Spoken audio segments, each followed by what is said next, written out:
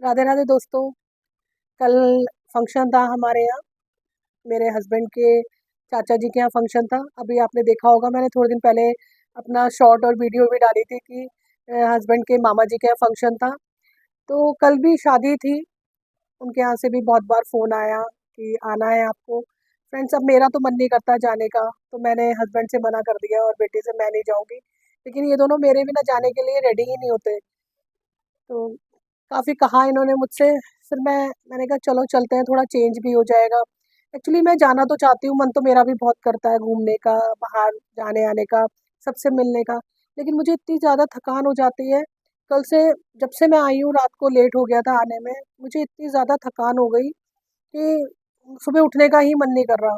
और पता है, शादी पार्टी में जाते हैं तो खाते-पीते तो है ही है।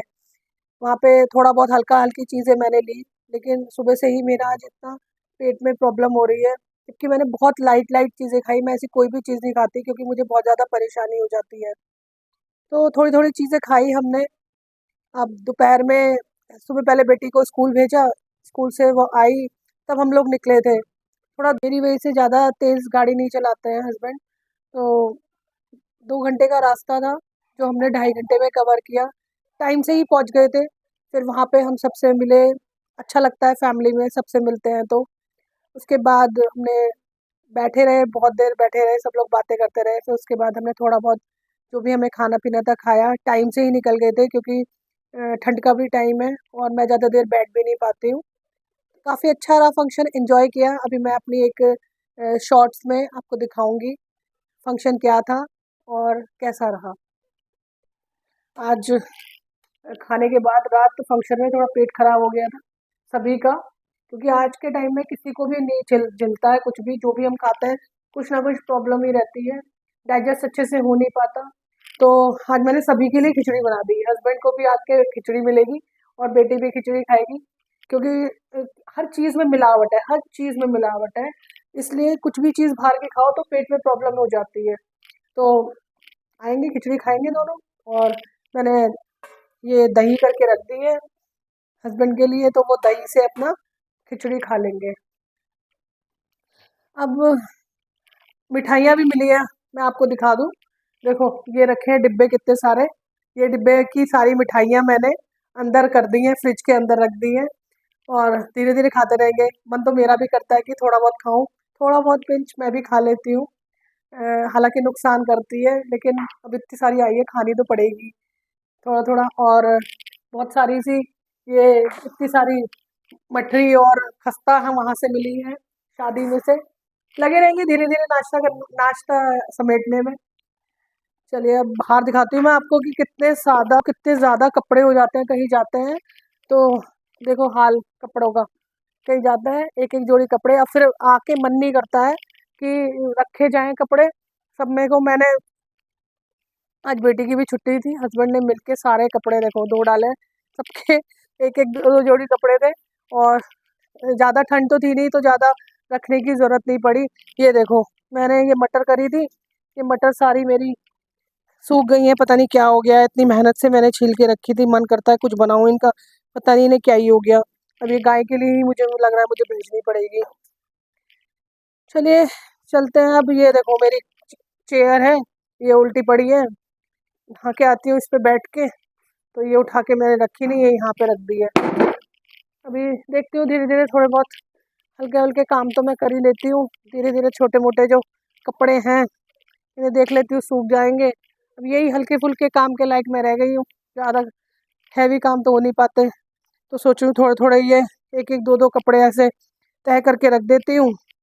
आएँगे, बेटी रख देगी या हस्बैंड रख देंगे अलमारी में। अब एक और काम आने वाला है, सर्दियों के कपड़े अंदर रखो, गर्मियों के निकालो, बस यही रहता है। और मुझे तो लगता है ज़्यादा सर्दी आई भी नहीं है इस बार, मोस्टली कपड़े तो निकल भी नहीं पाए हैं। देखो ज़रा धूप कितनी तेज़ निकल रही है कि अब तो धूप में बैठा भी नहीं जाता। फ़रवरी चल रही है, फ़रवरी में ऐसा हाल हो रहा है कि बिल्कुल इतनी ज़्यादा गर्मी आ गई है। मेरे तो मोस्टली कपड़े निकले भी नहीं है सर्दियों के। मौसम इतना बेकार है, लेकिन हाँ फ़ील आने लगा कि होली आ रही है। होली का मतलब मौसम देखेंगे ना आप, ऐसा लग रहा है जैसे कि मतलब होली आने वाली है, बिल्कुल बहुत अच्छा लग रहा है। वही फेस्टिवल जो भी आने वाला होता है ना, शायद उसी का फील मतलब पहले से पहले फील आने लगता है। मेरे गमलों का हाल देखो, आज ये एलोवेरा काटा है बेटी ने कि अपने फेस पे लगाएगी, और मैं अभी लगी रहती हूँ अपने पौधों को ठीक करने में। ये घास फूस उगी हुई है, नीचे बैठ नहीं पाती हूँ। अब जिस दिन इन दोनों की छुट्टी होगी तब करवाऊंगी। फ्रेंड्स देखिए, ये वाली जो मैंने मनी प्लांट लगाई थी, ये मैंने बिना मन के लगाई थी। ये वाली तो मैंने बिना मन के लगाई थी, जो कितनी अच्छी चल रही है। और ये देखो यहाँ पे मैंने लगाई थी मन से, लेकिन मुझे ऐसा लगता है जो हम बिना मन के काम कर रहे हैं ना, वो ज़्यादा अच्छा हो जाता है। तो ये वाली मेरी मनी प्लांट बहुत अच्छे से चल रही है। अब तुलसा जी का हाल देखो, बेचारी सूखी ही जा रही हैं। जबकि ये कपड़ा भी मैंने डाला था इनके ऊपर कि इन्हें ठंड ना लगे, वो हवा चलने के कारण ये भी हो जाता है। ये हमारी मैम की ड्रेस है, जो सैटरडे अलग होती है और वेडनेसडे को अलग होती है, बाकी सेम डे होती है ये। पर ये तो मैडम आके रोज डाल देती हैं, डेली इन्हें धुली हुई ड्रेस चाहिए। अब ये हैंगर देखिए, मैं उठा नहीं पाती हूँ, ये हैंगर इन्होंने ऐसे डाल दिए। एक वो वहाँ पहुँच गया, एक कलर है, बेटी के कलर्स हैं, एक हमने हनुमान जी लगाए हुए थे गाड़ी में, तो वो उनका कलर थोड़ा सा डाउन हो गया। तो हमने सोचा कि हम नया नहीं लगवाएंगे, मतलब चाहते तो हम नए खरीद के लाते हनुमान जी और वो ले लेते, मतलब उनको लगा देते गाड़ी में। लेकिन हमने कहा नहीं, वो हमारे से बहुत ज़्यादा टच में है, मतलब बहुत टाइम हो गया उन्हें, तो हमने अपनी गाड़ी में लगाए हुए हैं। तो अब मैंने कहा बेटी से कि इसको निकाल के इनको इन्हीं को सही करेंगे, क्योंकि ये हमसे काफ़ी मतलब पुराने भी हो रहे हैं, मन नहीं कर रहा है इनको हम सहलाएं या कुछ भी करें। तो मैंने कहा नहीं, अब ऐसा करेंगे, इन्हीं के ऊपर कलर कर देते हैं। तो देखिए कलर करके बेटी ने ये कितने दिन से न्यूज़पेपर यहीं पे फेंका हुआ है। अब ये वाले काम तो मुझसे होंगे नहीं कि मैं इतनी दूर जाके उसको उठाऊं और फेंकूं, ऐसे काम फैलाती रहती है ये।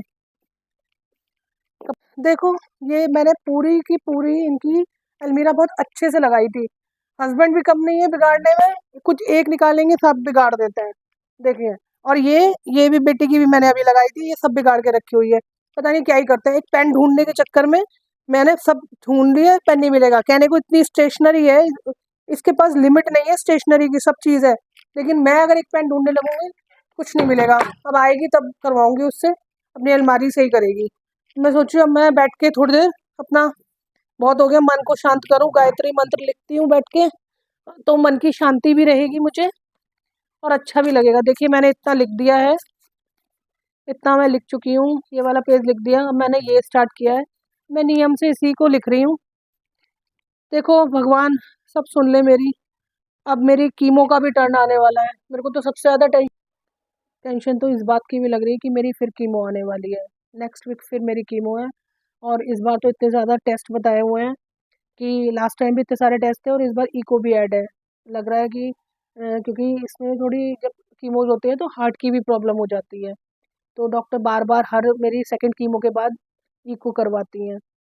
तो वो भी सब बहुत बहुत ज़्यादा बेकार लगता है मुझे। लेकिन टच वुड अभी मेरी ये सब चीज़ें, किडनी और मेरे जो ऑर्गन्स हैं, वो बहुत कुछ ठीक है। अब देखिए अभी इको होगा, उसके बाद पता चलेगा, फिर उसके बाद वही सेम सीबीसी टीएलसी ये सब होगा। अब की बार सेकंड सेशन की 5th कीमो हो जाएगी मेरी। अब मैं तो हिसाब लगा लेती हूँ कि अभी फरवरी चल रही है, फिर मार्च में शायद मेरी, भगवान ने सब अच्छा रखा, भगवान की सीधी नज़र रही, तो मेरी मार्च में लास्ट कीमो हो जाएगी 6th। उसके बाद फिर पेट स्कैन होगा कि उसके बाद डॉक्टर क्या कहती हैं। देखो आगे पता नहीं क्या होने वाला है, लेकिन फ़िलहाल अभी तो मैंने सारी डेट अपनी तरफ से डिसाइड कर लेती हूँ कि अब ये होने वाला है, अब ये वाली मेरी कीमो आने वाली है। अब भी ये पता चले, अब की बार जो इको होगा और जो मेरा टेस्ट होगा उसमें ये पता चले अगर मेरी टीएलसी ठीक रही तो ही कीमो होगी, वरना फिर आगे पीछे डेट हो जाती है। और भगवान से हाथ जोड़ती हूँ मैं कि फ़िलहाल अभी मेरी जो रिपोर्ट्स हैं फिर भी पहले से थोड़ी पॉइंट पॉइंट भी बेटर चल रही है, वही बूँद-बूँद से घड़ा भरता है, तो मुझे लगता है कि बस ऐसे ही चलता रहे मेरा काम तो भी ठीक है। अब ये लिख लेते हैं, चलिए। ओम भूर्भुवः स्वः तत्सवितुर्वरेण्यं भर्गो देवस्य धीमहि धियो यो नः प्रचोदयात्।